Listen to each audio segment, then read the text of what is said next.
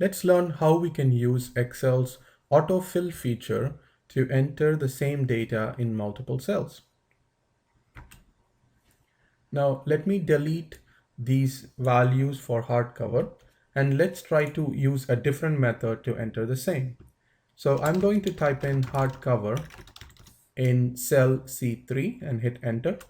So now we have this data in cell C3, and if I would like to copy the same in all these four other cells, then if I take my mouse pointer to the right bottom edge of cell C3, and you can see that the mouse pointer changes to a plus sign, and this is called now the fill handle, and I can use my left click on the mouse to select it, and then while pressing the left click, I'm going to drag it down.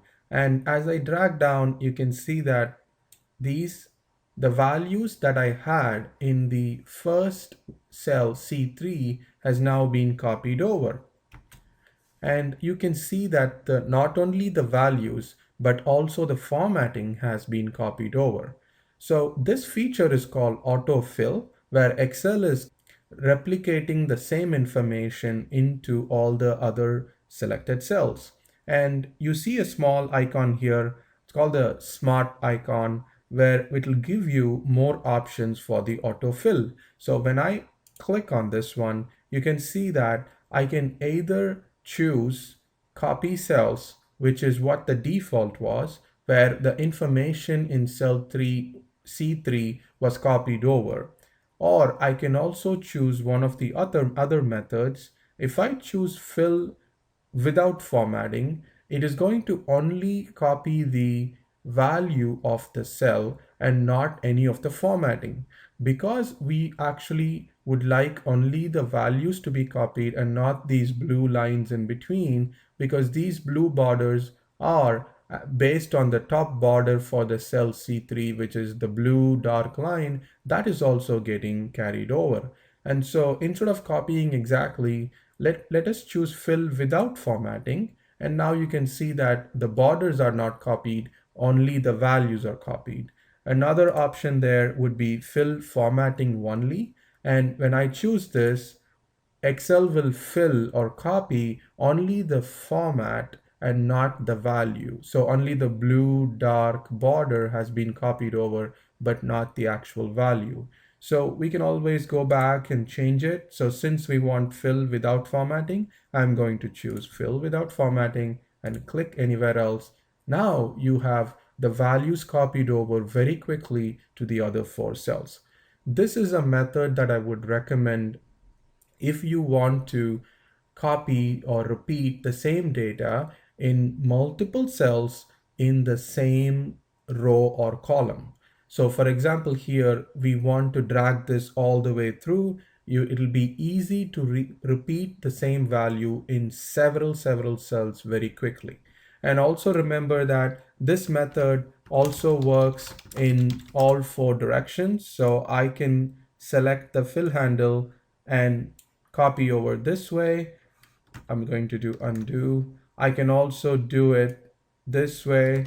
I can also drag it to the left, and I could also drag it to the top. So all the four directions you can copy cells over, or you can then choose one of these other options where you want to only copy the formatting or only copy the values. So let me delete this because we don't need this.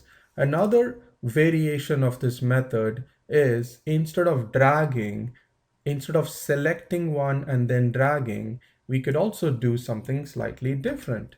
So for example, after entering in cell C3, I can use this fill handle here. Instead of clicking and dragging, I'm going to double click it.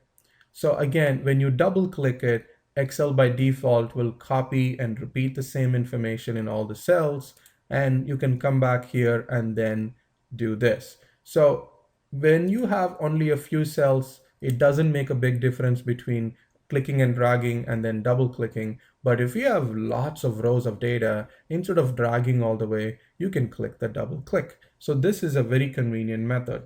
Let me undo it again. And this double click method, when you double clicked it, it actually stopped in cell C7.